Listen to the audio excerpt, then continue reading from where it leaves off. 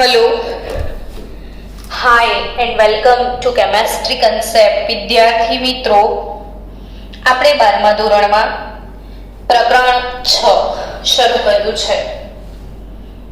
પ્રકરણ 6 ની અંદર ગઈકાલે ટોપિક ચલાવ્યો હતો અયસ્કનું સંકેન્દ્રણ. અયસ્કનું સંકેન્દ્રણ. તો સંકેન્દ્રણ એટલે શું એની વ્યાખ્યા તમને સમજાવી હતી બહુ ડિટેલમાં. બટ આજે શરૂ કરતા પહેલા થોડુંક રિવિઝન કરીએ તો રિવિઝનનો તમને ચાન્સ મળી જાય કે કાચી ધાતુ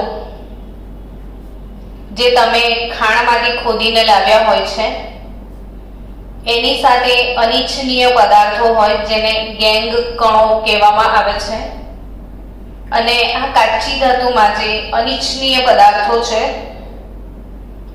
એને દૂર કરવાના છે. અર્થાત કે કાચી ધાતુમાંથી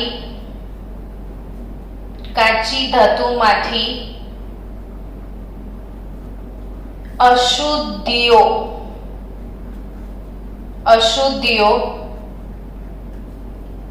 દૂર કરીને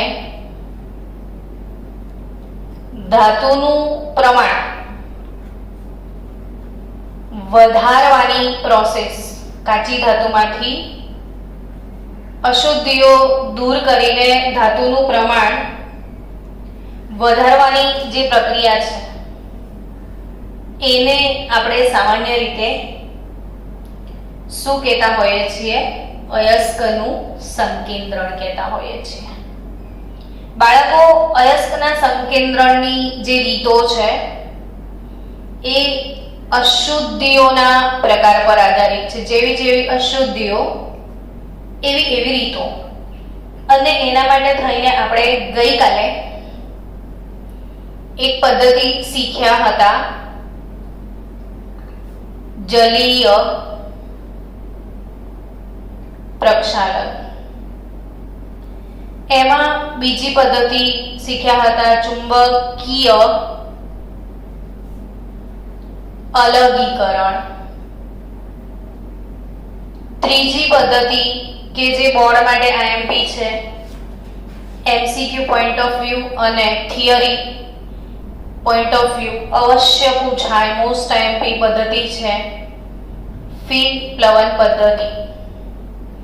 આ પદ્ધતિ મોડે કરીને તરત ટેસ્ટ લખી નાખો તો ફાયદો જ ફાયદો છે, કોઈ નુકસાન નથી. અને આજે જે ચોથી પદ્ધતિ બાકી હતી 6.2.4 એ આપણે શીખવા જઈ રહ્યા છે, જેને કહેવામાં આવે છે નિક્ષાલન. શું કહેવામાં આવે છે બાળકો? એ પદ્ધતિને નિક્ષાલન કહેવાય. નિક્ષાલન ને નિક્ષાલન એટલે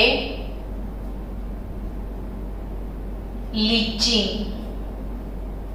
હવે આ નિક્ષાલન લીચિંગ એટલે શું એ સમજીએ. સૌથી પહેલા આપણે આપણા સરળ શબ્દોમાં નિક્ષાલનનો અર્થ સમજીએ અને પછી વધારે ડિટેલમાં એને આગળ સમજીએ કે સામાન્ય રીતે નિક્ષાલન એટલે શું.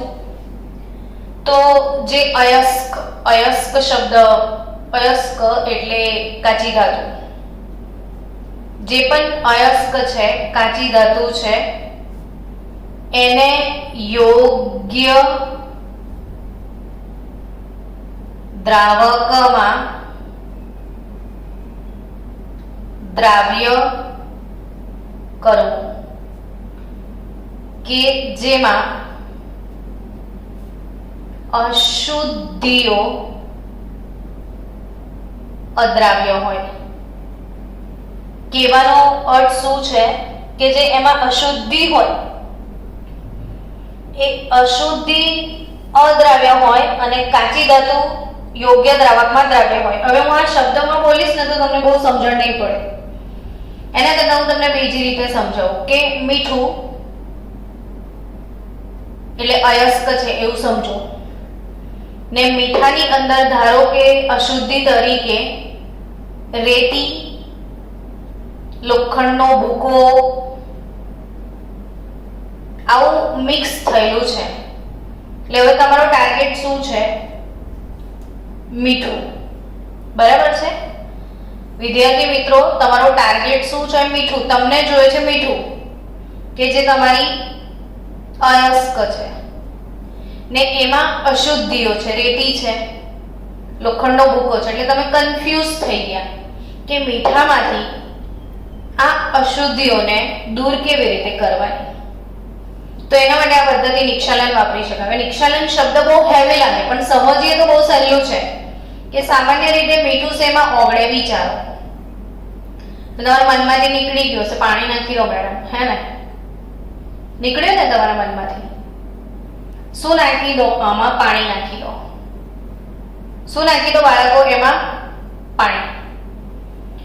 તો ઓબ્વિયસલી શું થશે કે મીઠું પાણીમાં ઓગળી જશે ને રેતી ને લોખંડનો ભૂકો પાણીમાં નહીં ઓગળે. એટલે હવે શું કરશો તમે? એને ગાળી લો. ગાળી લેશો તો આ ગાળણમાં મીઠું આવી જશે ને કચરા તરીકે ઉપર આ રેતી ને લોખંડનો ભૂકો બંને ઉપર રહી જશે. છે ને? કેટલું ઈઝી ગોઈંગ હતું. આરામથી આઈ થિંક તમે સમજી ગયા વસ્તુ કે નિક્ષાલન એટલે શું. બાળકો આ શબ્દો સાંભળીને બહુ ગભરાઈ જાય. નિક્ષાલન, અરે મેં તો વાંચ્યું જ નથી. પણ કેટલું ઈઝી ગોઈંગ છે. જો અયસ્ક કાચી ધાતુને યોગ્ય દ્રાવકમાં દ્રાવ્ય કરો કે જેમાં અશુદ્ધિ અદ્રાવ્ય હોય. હવે માની લીધું, મેં સિમ્પલ ઘરગથ્થુ ઉદાહરણ આપ્યું કે મીઠુંની અંદર રેતી ને લોખંડનો ભૂકો મિક્સ થઈ ગયો છે. હવે તમને મીઠું બહાર કાઢવું છે. આ રેતી ને લોખંડના ભૂકાને ચાળણીથી ચાળો કે પછી થાળીમાં નાખીને વીણો તો ના નીકળે. તો કેમનું કાઢીશું? તો આપણે આઈડિયા માર્યો કે પાણી નાખી દઈએ. કેમ? તો કે મીઠું પાણીમાં ઓગળી જશે ને આ બે લોકો પાણી નહીં ઓગળે એટલે ગાળી લો તો ઉપર રહી જશે રેતી ને લોખંડનો ભૂકો ને અહીંયા મીઠું મળશે. પછી ગરમ કરીને સંકેન્દ્રિત કરીને પાણી ઉડાઈ દેશો તો મીઠું મળી જશે તમને પાછું. બસ સિમ્પલ. આને જ નિક્ષાલન કહેવાય. તો હવે આ નિક્ષાલન ઉદ્યોગોમાં ક્યાં વપરાય છે એ સમજવાનું છે. તો કે ઉદ્યોગોમાં નિક્ષાલન એની ઘણી બધી જગ્યાએ નિક્ષાલન વપરાય છે પણ આપણી ટેક્સ્ટબુક પ્રમાણે તમને નિક્ષાલનના બે ઉદાહરણ આપેલા છે. એમાંનું પહેલું છે બોક્સાઇટમાંથી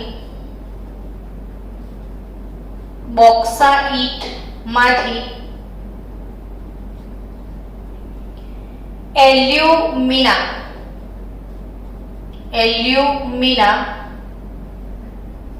બોક્સાઇટમાંથી એલ્યુમિનાનું નિક્ષાલન. બોક્સાઇટમાંથી એલ્યુમિનાનું નિક્ષાલન આ સમજીએ પહેલા. ને બીજી પદ્ધતિ છે એમાં સિલ્વર અને ગોલ્ડની ધાતુ કર્મ વિધિમાં. બીજી કઈ પદ્ધતિ છે? સિલ્વર એટલે Ag, ગોલ્ડ એટલે Au. સિલ્વર અને Ag ની ધાતુ કર્મ વિધિ એટલે સિલ્વર અને ગોલ્ડનું જે નિક્ષાલન છે, સિલ્વર અને ગોલ્ડનું નિષ્કર્ષણ છે એ નિક્ષાલન પદ્ધતિથી થાય છે. ચલો તો આપણે શરૂ કરીએ પહેલી પદ્ધતિ. ને એ પહેલી પદ્ધતિ બહુ જ ફાયદો છે બાળકો. તમને આ વિડીયો બની રહ્યો છે એટલે તમે જ્યારે ભૂલી જાઓ ને જ્યારે પરીક્ષા આવે ત્યારે વિડીયો ખોલીને રિવિઝન કરી લેવાનું. કેટલું સીધું સરળ વાત છે. ને આમાંથી જે બાળકો ખરેખર ભણવા માટે બહુ તત્પર છે, જેમને ભણીને પોતાનું જીવન બનાવવું છે, એ લોકો આજે જ આ પદ્ધતિ આખી મોડે કરી નાખજો. પછી મોડે લખીને મને મોકલજો અને મને મેસેજ કરજો, મેડમ મને આખી આવડી ગઈ, તો મારું 2 લીટર લોહી વધી જશે. એટલે જો તમે ઈચ્છતા હોય કે મેડમ થોડા જાડા થાય, લોહી વધે, તો આટલું કરજો મારા માટે. ચલો આપણે શીખીએ આજે બોક્સાઇટ નું નિક્ષાલન. ટૂંકમાં બોક્સાઇટ જે કાચી ધાતુ છે, શેની કાચી ધાતુ છે? કોઈ કહેશે મને? બોક્સાઇટ એલ્યુમિનિયમની કાચી ધાતુ છે બોક્સાઇટ. એલ્યુમિનિયમની કાચી ધાતુ છે બોક્સાઇટ. ને એ જે બોક્સાઇટ છે એનું સૂત્ર છે Al2O3. ને આ બોક્સાઇટ માંથી તમારે લાવવાનું છે શુદ્ધ એલ્યુમિના. શું લાવવાનું છે? શુદ્ધ એલ્યુમિના. તો બોક્સાઇટ માંથી શુદ્ધ એલ્યુમિના લાવવાની જે પદ્ધતિ છે એને સ્ટેપ બાય સ્ટેપ સમજીએ. સૌથી પહેલો પ્રશ્ન છે કે એલ્યુમિનિયમની મુખ્ય અયસ્ક છે બોક્સાઇટ. બોક્સાઇટ શું છે? એલ્યુમિનિયમની મુખ્ય અયસ્ક બોક્સાઇટ. ને એ બોક્સાઇટમાં કઈ કઈ અશુદ્ધિ હોય છે ધ્યાન આપજો. તો બોક્સાઇટમાં સામાન્ય રીતે અશુદ્ધિ તરીકે હોય છે SiO2. આવી રીતે જ બોલવાનું તો યાદ રહી જશે. SiO2, TiO2, SiO2, TiO2. બોક્સાઇટમાં કઈ કઈ અશુદ્ધિ? એલ્યુમિનિયમની મુખ્ય અયસ્ક બોક્સાઇટ છે, એમાંથી આપણે શુદ્ધ એલ્યુમિના એટલે Al2O3, આ Al2O3 * H2O પ્લસ સાથે સાથે આ અશુદ્ધિઓ પણ એમાં હોય છે. આખી ગેંગ કણો હોય છે આમાં. એટલે કઈ કઈ વસ્તુઓમાં હાજર હોય? તો એલ્યુમિના એટલે Al2O3 H2 bauxite plus SiO2 plus TiO2 ટિટાનિયમનો ડાયોક્સાઇડ અને આયર્ન ના ઓક્સાઇડ. ફરીથી બધા મારી સાથે એકવાર બોલો આંખ બંધ કરીને કે બોક્સાઇટ સાથે કઈ કઈ અશુદ્ધિ હોય છે? તો bauxite plus SiO2 plus TiO2 plus આયર્નના ઓક્સાઇડ. SiO2 TiO2 આયર્નના ઓક્સાઇડ. ને આ ત્રણ જે છે એ અશુદ્ધિઓ છે. વિલન. આપણે વિલનને આ હીરોથી દૂર કરવાનું છે અને આના માટે આપણે નિક્ષાલન વાપરીશું. હમણાં જ તમે શીખ્યા કે નિક્ષાલન એટલે શું? તો યોગ્ય દ્રાવકમાં દ્રાવ્ય કરવું. તો કે આના માટે યોગ્ય દ્રાવક કયો પસંદ કરવામાં આવે છે? તો કે આને આ બોક્સાઇટને એટલે આ અશુદ્ધ અયસ્ક આ જેટલું પણ છે એ બધામાં શું ઉમેરવામાં આવે છે દ્રાવક તરીકે એ સમજીએ. તો કે એમાં ચૂર્ણ કરેલી ધાતુ, આ ધાતુનો પાવડર કરી દેવાનો છે. આ બધું દળીને ભૂકો કરી દેવાનો પાવડર. ને પાવડર આ મોટા તબકડામાં લઈ લેવાનો ને આ પાવડરમાં યોગ્ય દ્રાવક જેની આપણે વાત કરતા હતા નિક્ષાલન, યોગ્ય દ્રાવક ને યોગ્ય દ્રાવક તરીકે શું લેવામાં આવે છે? તો NaOH. શું લેવામાં આવે છે? NaOH. શું લેવામાં આવે છે બાળકો? NaOH. NaOH મનમાં બે ત્રણ વાર બોલવું યાદ રહી જશે. NaOH કોસ્ટિક સોડા આમાં ઉમેરવામાં આવે છે. ને કોસ્ટિક સોડા ઉમેરીએ ત્યારે તાપમાન યાદ રાખજો. તાપમાન કેટલું રાખવામાં આવે છે? તો 473 થી 523 કેલ્વિન. ફરીથી જોરથી બોલો. કેટલું તાપમાન રાખવામાં આવે છે? 473 થી 523 કેલ્વિન તાપમાન. દ્રાવક તરીકે નાખવાનું છે NaOH. 35 થી 36 બાર દબાણ. બાર દબાણનો એકમ છે. કેટલા બાર દબાણ લેવામાં આવે છે? 35 થી 36 બાર દબાણ. આ બધું જે ગેંગ છે અને આ ધાતુ છે એ બધાનો પાવડર કરી દીધો. એમાં NaOH નાખી દીધું. કેટલા તાપમાને? 473 કેલ્વિન 523 473 થી 523 કેલ્વિન તાપમાન 35 36 બાર દબાણ. શું થશે? તો કે હવે આમાં અમુક લોકો ઓગળી જશે, તો 2 લોકો ઓગળશે. સમજો, બોક્સાઇટ આપણી અયસ્ક પ્લસ ટાઇમ O2 પ્લસ સાઇન O2 પ્લસ આયનના ઓક્સાઇડ. આપણે શું ઉમેર્યું બાળકો? NaOH કેટલા તાપમાને? 35 થી 36 બાર દબાણે, 473 થી 523 કેલ્વિન તાપમાને. તો શું NaOH માં ઓગળી જશે? તો કે બોક્સાઇટ NaOH. આપણો ટાર્ગેટ શું છે? આપણી ધાતુ દ્રાવકમાં ઓગળી જાય, એ તો ટાર્ગેટ છે. તો બોક્સાઇટ NaOH માં ઓગળીને બનાવશે સોડિયમ એલ્યુમિનેટ. શું બનાવશે? સોડિયમ એલ્યુમિનેટ બનાવી દેશે. અને બીજું શું ઓગળી જશે? સિલિકા. આ 2 વસ્તુ NaOH માં ઓગળશે. બોક્સાઇટ થી બનશે સોડિયમ એલ્યુમિનેટ ને સિલિકા થી બનશે સોડિયમ સિલિકેટ. સિલિકા થી શું બનશે? Sodium silicate. તો બાળકો, સોડિયમ સિલિકેટ એ સિલિકા થી બનશે ને સોડિયમ એલ્યુમિનેટ એ બોક્સાઇટ થી બનશે. આપણે ઇક્વેશન પણ લખી લઈએ. ઇક્વેશન અહીંયા મોડે કરવાનું છે. Al2O3 એટલે બોક્સાઇટ એ સોડિયમ હાઇડ્રોક્સાઇડમાં ઓગળશે. સોડિયમ હાઇડ્રોક્સાઇડ એટલે 2 મોલ NaOH માં ઓગળશે. પાણીના અંદર ઓગાળીને લીધું છે એટલે પાણીના અણુ બી છે ને બનવાનું છે સોડિયમ એલ્યુમિનેટ. તો એનું સૂત્ર મોડે કરી દેજો 2 2 3 3 4 4 લખીને કે 2 મોલ NaAlOH4 સોડિયમ અંદર આવશે બ્રેકેટ સોડિયમ ટેટ્રાહાઇડ્રો એલ્યુમિનેટ. નામ શું છે? સોડિયમ. Na એટલે સોડિયમ, 4 એટલે ટેટ્રા, OH એટલે હાઇડ્રો, Al એટલે aluminate. Sodium tetrahydro aluminate.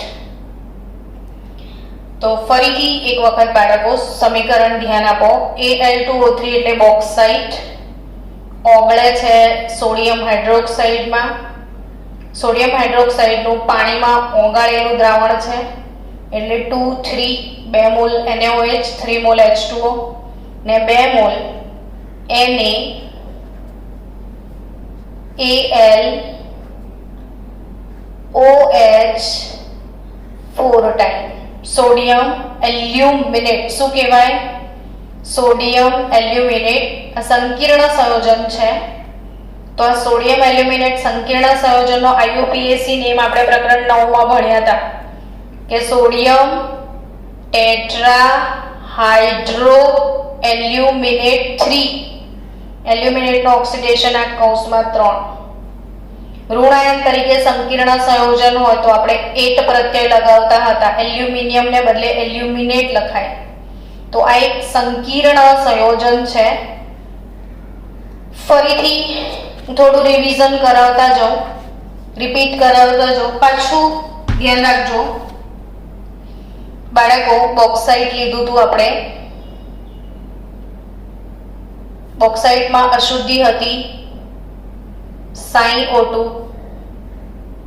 Time O2 ને આયનના ઓક્સાઇડ. હું આ ત્રીજી વાર એટલે લખું છું કે તમને મોડે થઈ જાય.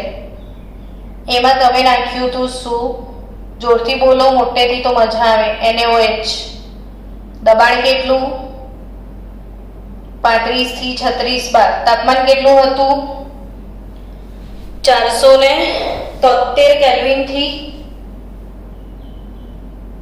523 કેલ્વિન. ફરીથી એકવાર રિપીટ મારો.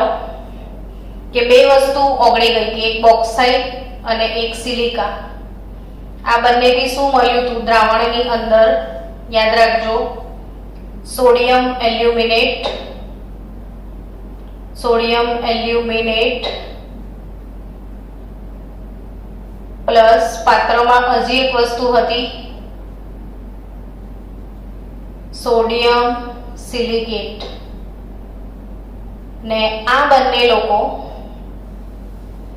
બંને અશુદ્ધિઓ NaOH માં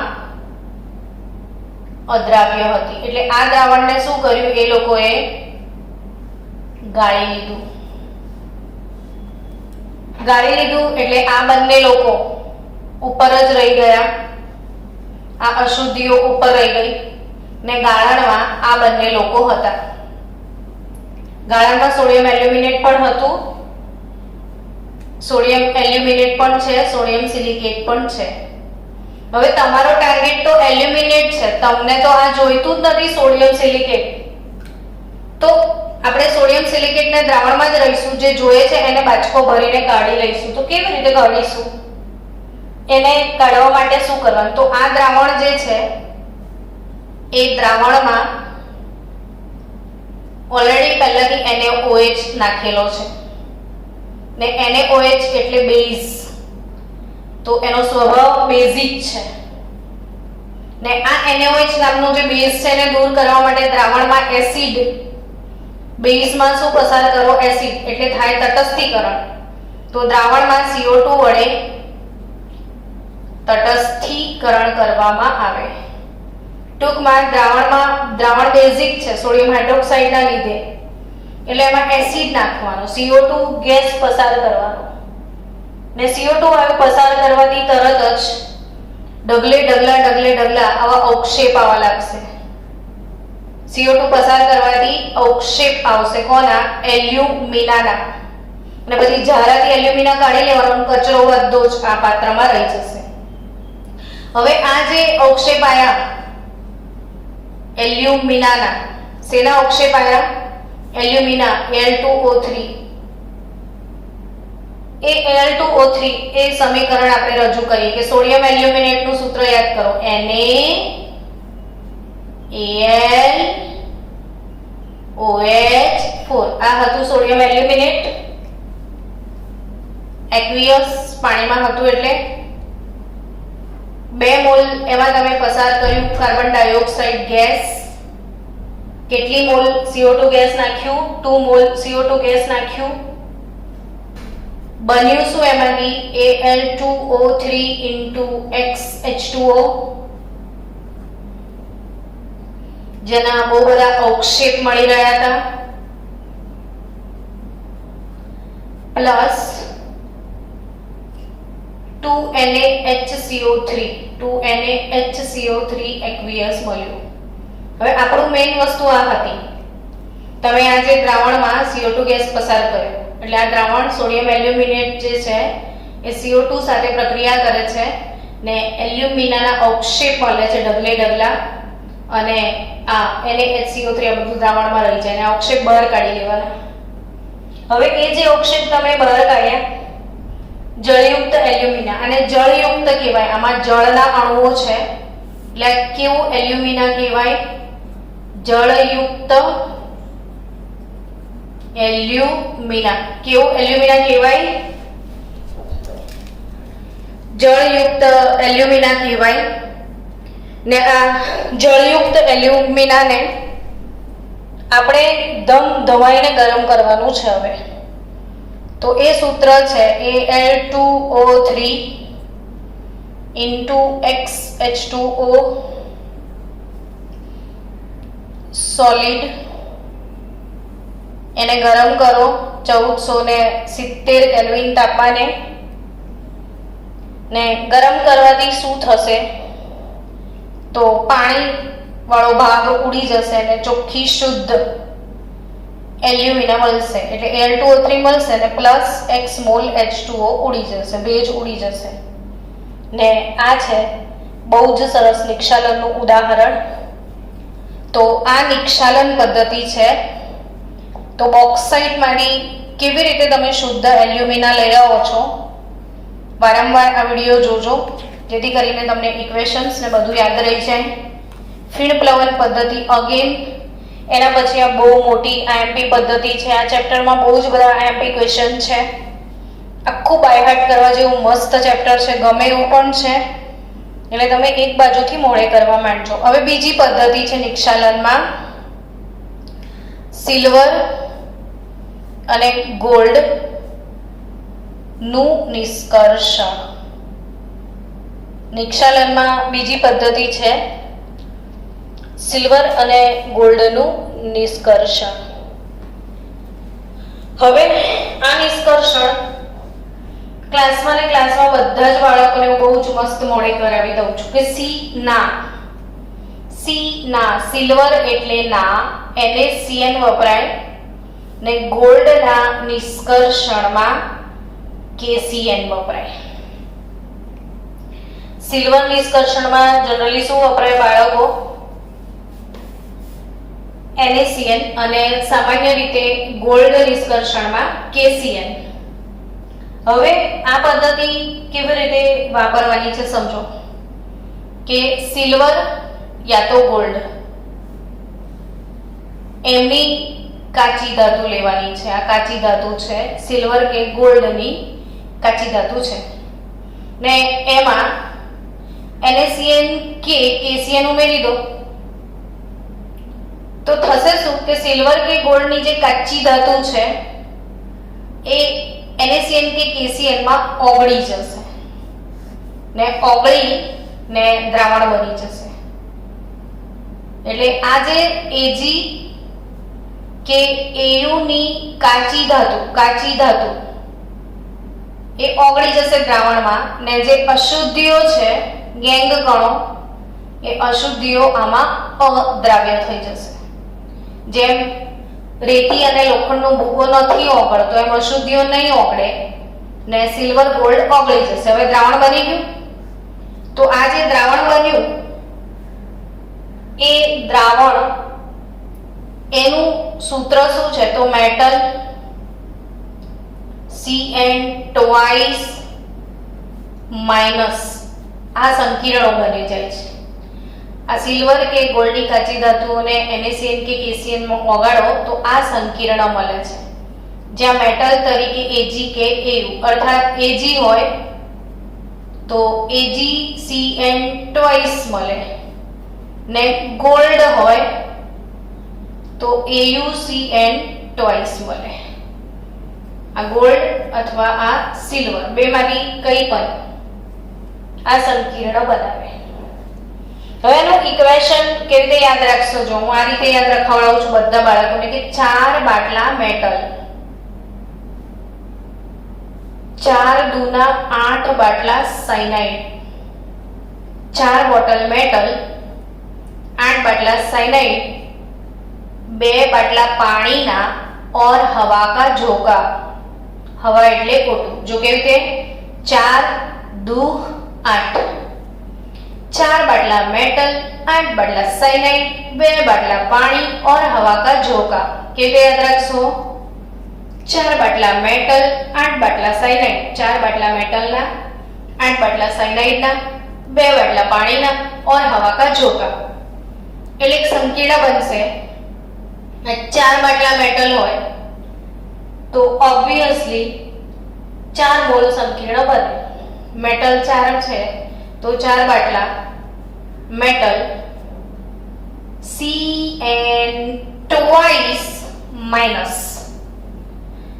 આ બધાની વેલેન્સી આ સંકીર્ણ બહુ જ પૂછાય છે MCQ માં અને એક્ઝામમાં. આને આગળ તમે મોસ્ટ ટાઈમ બી લખી જ શકો છો, બિલકુલ શંકાને સ્થાન નથી.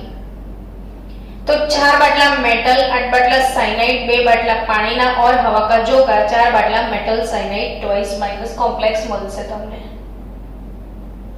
પ્લસ આ બાજુ -8 વીજભાર છે, -8 વીજભાર છે તો -4 વીજભાર થયો. હજી બીજો -4 જોઈએ તો -4 -4 -8 બધું બેલેન્સ થઈ ગયું.